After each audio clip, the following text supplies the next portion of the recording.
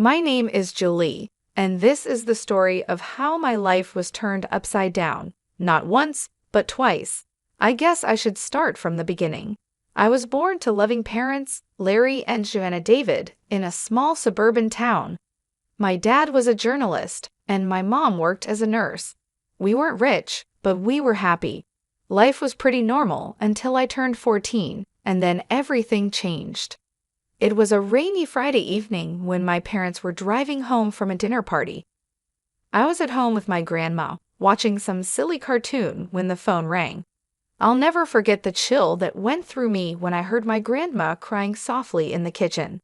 The next few days were a blur. They told us Mom had died instantly in the crash. Dad survived, but just barely. When I finally saw him in the hospital, he was just a shadow of the man I once knew. His legs were crushed, and the doctor said he'd never walk again. "Julie," he whispered, reaching for my hand. "I'm so sorry, sweetie. I'm so sorry." I didn't understand why he was apologizing. It wasn't his fault a drunk driver had crashed into their car. But as I got older, I realized he was sorry for what our lives had become, for the struggles we would face, for the mother I had lost, and for the father he thought he could no longer be. But my dad, Larry David, was stronger than he gave himself credit for. After he got out of the hospital and adjusted to life in a wheelchair, he threw himself into his work. He had always been a talented writer, and now he focused all his energy on his job as an editor at the city's major newspaper. As I entered my teenage years, Dad made sure I had everything I needed. He encouraged me to join clubs, make friends, and have as normal a life as possible. But the truth was, I preferred spending time with him. We watched old movies together, argued about books, and he helped me with my homework. When it was time for college, Dad insisted that I go away to school. "You need to spread your wings, kiddo," he said. "Don't worry about me, I'll be fine." I was hesitant, but I knew he was right, so I went off to college. I went to the State University of New York and studied accounting. That's where I met Emma, who became my best friend. Through Emma, I met her second cousin, Paul. Paul was kind and funny, and he didn't flinch when I told him about my dad. In fact, the first time he met Dad, they got along right away, bonding over their shared love of classic rock. Later, Paul told me, "Your dad is cool, and you're amazing for taking care of him all these years." I tried to play it off, but inside I was glowing. For the first time since the accident, I felt like maybe, just maybe, I could have a normal life, a life with love, laughter, and even a family of my own someday. After graduation, things started to fall into place like a puzzle. I got a job at the local tax service, and Paul started working as a long-haul truck driver. We dated for 4 years before he proposed to me on a crisp autumn evening in the park where we had our first date. I was thrilled, but there was one thing I needed to make clear. "Yes, Paul, but I can't leave my dad. He needs me." Paul smiled wide and said, "I wouldn't have it any other way. We'll all live together. Your dad's apartment is big enough for the 3 of us, right?" The wedding was small but beautiful. Dad insisted on wheeling himself down the aisle to give me away. There wasn't a dry eye in the place. As I stood there, holding Paul's hand, I felt like I was living a fairy tale. But every fairy tale has its villains, and mine came in the form of my mother-in-law, Maria, and my sister-in-law, Olivia. From the moment I met them, I could tell they didn't approve of me. "So your father is handicapped?" Maria asked during our first meeting, wrinkling her nose like she smelled something bad. "He's disabled," I corrected, trying to stay calm. "But he works as an editor." "How nice," she interrupted, clearly not interested. Then she turned to Paul and asked, "Are you sure about this? There are so many nice girls from good families." I felt my face flush with anger and embarrassment, but Paul immediately defended me. "Mom, Julie is from a good family. Her dad's disability doesn't change that. I love her, and that's all that matters." That shut Maria up, but I could still see the disapproval in her eyes. Olivia, following her mother's lead, was just as cold towards me after the wedding. True to his word, Paul moved in with Dad and me, and our life settled into a comfortable routine. I'd go to work at the tax office, while Paul was on the road for days at a time. When he was home, we'd all have dinner together. But whenever Maria and Olivia visited, the atmosphere in our home changed. They acted like they owned the place, barely acknowledging Dad's presence. Once, I overheard Maria whispering to Olivia, "It's a shame. Paul could have done so much better. Now he's stuck with this girl and her crippled father. What if they have children? Can you imagine the genes?" I was furious, but I kept quiet for Paul's sake. I tried to keep the peace, but it was getting harder and harder. One evening, after a particularly tense visit from Maria and Olivia, I broke down in tears. Paul found me in our bedroom, crying. Hey, he said, pulling me into his arms. "What's wrong?" "Your mom and sister," I sobbed. "They hate me. They think I'm not good enough for you because of Dad." Paul's face hardened. "That's ridiculous. You and your dad are my family now. If they can't accept that, it's their problem, not ours." His words comforted me, but I couldn't shake the feeling that this was just the beginning of our troubles with Maria and Olivia. As the months went by, Paul's trucking business began to grow. He was always on the road, traveling across the country in his big rig. I missed him terribly when he was gone, but I focused on my work at the tax office and spent my evenings keeping Dad company. One crisp autumn evening, as I was helping Dad into bed, Paul called. His voice crackled with excitement over the phone. "Julie, I've been thinking," he said. "How would you feel about buying a townhouse? It would be easier for your dad to move around in a wheelchair. He could spend more time outside. Plus, you could have a garden, something to keep you busy when I'm on the road." The more he talked, the more I liked the idea. I glanced at Dad, who was pretending not to eavesdrop. "What do you think, Dad?" I asked, putting the phone on speaker. Dad's eyes lit up. "A garden would be nice," he admitted, "and it would be easier to get outside." That settled it. Over the next few weeks, we threw ourselves into house hunting. We finally found the perfect place, a spacious townhouse with wide doorways, a roll-in shower for Dad, and a beautiful backyard. Taking out a mortgage was scary, but with Paul's income, mine, and the rent from Dad's old apartment, we managed to make it work. We moved in on a sunny Sunday in spring, and I'll never forget the look on Dad's face as he wheeled himself out onto our new patio. "This is perfect, sweetie," he said, his eyes misty. "Thank you." We spent the next few months settling in and making the place our own. I planted a small vegetable garden, and Dad would sit outside for hours, enjoying the sunshine and fresh air. It was peaceful, almost perfect. Then we decided to have a housewarming party. We invited friends, colleagues, and yes, even Maria and Olivia. The party was in full swing when they showed up, fashionably late as usual. They walked in, looking around with barely hidden envy. As we walked through the house, I could see Maria thinking about something. When we reached the master bedroom, she turned to me with a sly smile. "You know, Julie," she said quietly, "this would be perfect for Paul and me. Why don't you send your father to a nursing home? Then I could move in here." I felt like I'd been slapped. "Excuse me," I managed to say. "Oh, don't look so shocked," Maria continued. "Your father isn't well. He's not a whole person anymore, is he? He doesn't need all this luxury. A nursing home would be more than enough for someone in his condition." Before I could respond, Maria marched out to the patio where Dad was talking with some guests. To my horror, she grabbed the handles of his wheelchair and started pushing him toward the driveway. "Maria!" I shouted, running after her. "What are you doing?" "If he won't go to a nursing home, he can stay outside," she sneered. "That's what you wanted, isn't it? For him to be outdoors?" I was shaking with rage and disbelief. Thankfully, Paul heard the commotion and came running.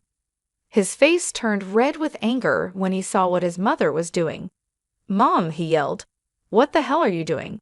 Let go of Larry's chair right now." Maria looked shocked by Paul's tone. "But honey, I was just—" "I don't want to hear it," Paul cut her off. You and Olivia need to leave now." After they left, Paul apologized over and over to Dad and me. "I'm so sorry," he said, his voice breaking. "I had no idea she would do that. I'm just so sorry." Dad reached out and patted Paul's hand. "It's not your fault, son," he said gently. "Some people just can't understand." Life settled into a new routine after that incident. Maria and Olivia kept their distance, which was fine with me. Paul focused on his work, taking on more long-haul routes to help pay for our new home. I split my time between my job at the tax office, taking care of our home, and looking after Dad. 4 years passed quickly. Our life became comfortable and predictable. Paul was on the road most of the time, but when he was home, our little family was happy. Dad's health was stable, and he seemed content, spending his days in the garden or working on his editing from home. Then came the call that shattered my world. I was at work when my phone rang. A man's unfamiliar voice greeted me. "Mrs. Walker, this is Officer Andrew from the Highway Patrol."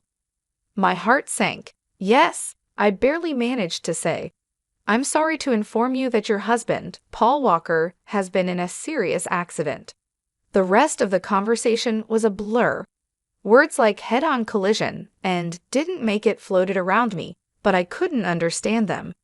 It wasn't until I heard myself thanking the officer and hanging up that the reality began to hit me. Paul was gone. The next week was a fog of grief and disbelief. I went through the motions of planning the funeral like a robot, barely understanding what was happening. The day before the funeral, I gathered my courage and called Maria. I thought she deserved to hear about her son's death from me, not from a newspaper obituary. "Hello," Maria's sharp voice answered. "Maria, it's Julie," I said, my voice trembling. "It's about Paul. He's gone. There was an accident." There was silence on the other end of the line, and then, to my shock, Maria's voice came back, dripping with anger. "This is your fault," she hissed. "You made him work so hard, driving that truck to pay for your fancy house. You killed my son." I was stunned. "Maria, that's not..." "Save it," she snapped. "I expect you to give him the best funeral money can buy, but don't expect a penny from us. You made your bed, now lie in it." The line went dead. I stood there, phone in hand, tears streaming down my face. How could she be so cruel? How could she blame me for this? The day of Paul's funeral was gray and rainy, matching my mood perfectly. The church was full. Paul was well liked in the community, and it seemed like half the town had come to pay their respects. After the service, as people passed by to offer their condolences, I noticed that Paul's mother and sister were nowhere to be seen. They hadn't even bothered to show up for their own son and brother's funeral. Dad reached out and squeezed my hand. "It's their loss, sweetie. We're family, and we'll get through this together." As we pulled into our driveway, something seemed off. The lights were on in the house, which was strange because I was sure I had turned everything off before we left. "Did you leave any lights on, Dad?" I asked, frowning. He shook his head. "No, I don't think so." As we got closer, I noticed movement inside the house. My heart started pounding. Were we being robbed on the day of Paul's funeral? I quickly helped Dad out of the car and into his wheelchair, my mind racing. Should I call the police? But as we approached the front door, I heard familiar voices inside. A chill ran down my spine as I recognized them. I pushed open the door to find Maria and Olivia in our living room, surrounded by boxes and pieces of furniture. "What the hell is going on here?" I demanded, my grief momentarily forgotten in the face of this outrageous intrusion. Maria turned to me, her face a mask of fake sympathy. "Oh, Julie dear, we're just helping you pack up. After all, you can't possibly afford to keep this place now that Paul is gone." I was speechless. Olivia added, her voice sickeningly sweet, "Don't worry, you can go back to your father's apartment. It's cozy." I could feel the anger building inside me. "Get out," I said, my voice low and dangerous. "Get out of my house right now." Maria had the nerve to look offended. "This house belongs to us now." All of Paul's property does we're his family after all. Like hell you are, I exploded. Where were you today, at his funeral? Oh, that's right, you couldn't be bothered to show up. Maria waved her hand dismissively. We were busy making arrangements. Now be a good girl and start packing. We'll meet you out by tomorrow. I couldn't believe what I was hearing. These women hadn't shed a tear for Paul, hadn't even attended his funeral, and now they were trying to kick us out of our home. I'm calling the police, I said, pulling out my phone. Maria and Olivia exchanged worried looks. They clearly hadn't expected me to fight back. Now, Julie, Maria began, but I cut her off. No, you have exactly 10 minutes to get out of my house before I call the cops. This is my home. Paul and I bought it together.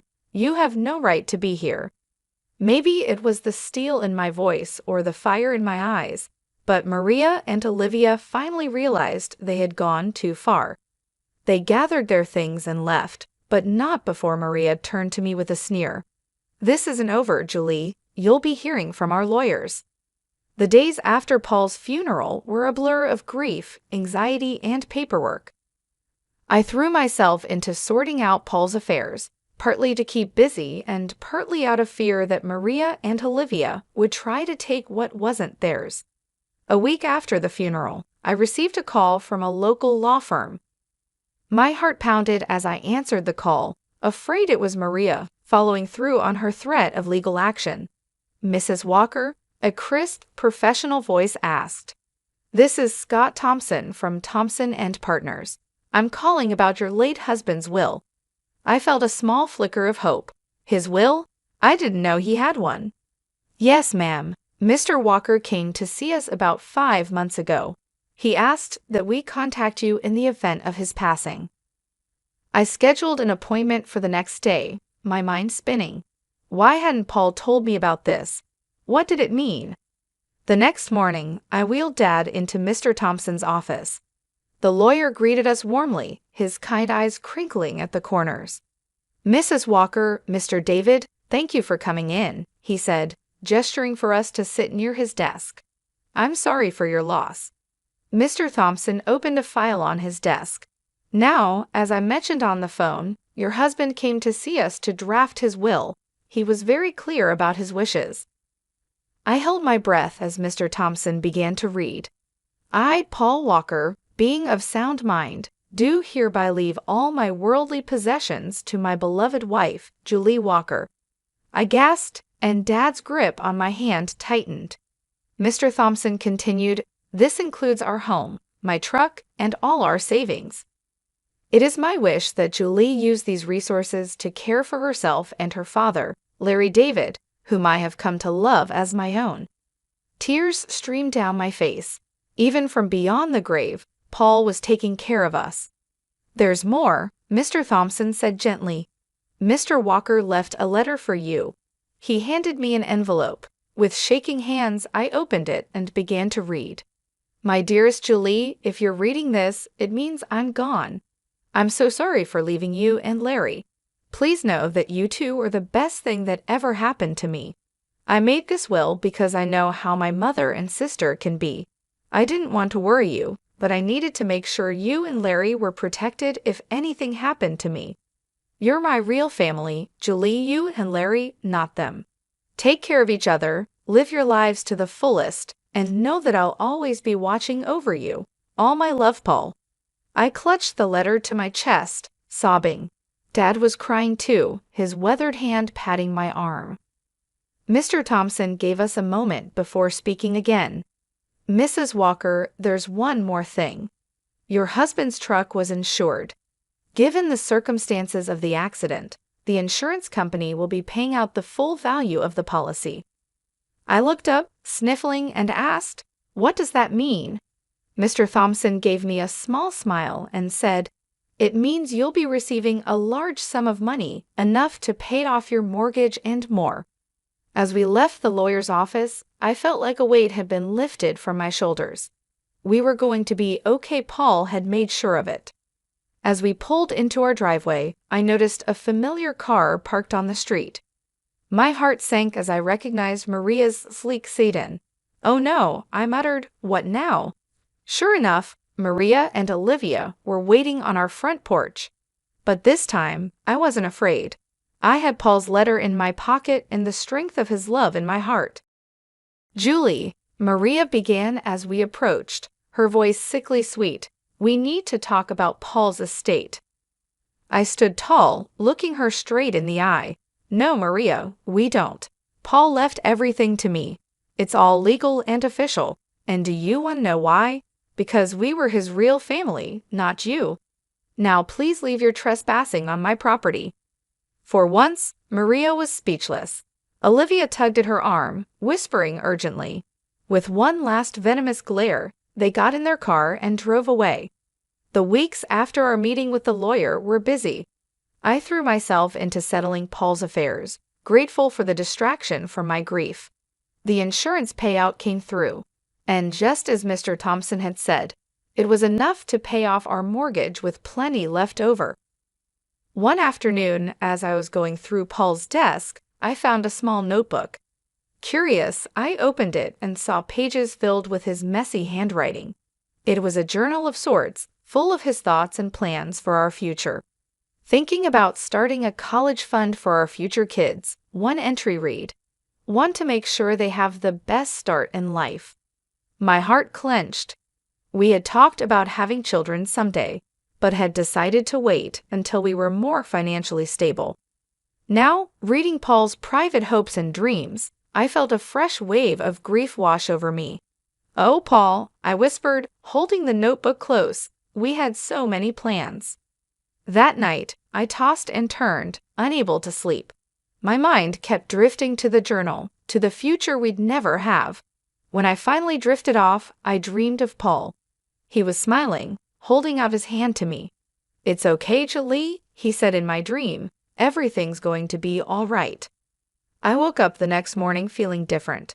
I couldn't quite figure out what it was, but something had changed. As I got ready for work, a wave of nausea hit me, and I barely made it to the bathroom in time.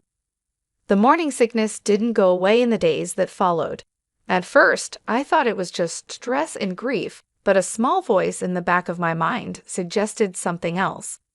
After a week of this, I found myself in the pharmacy, staring at pregnancy tests.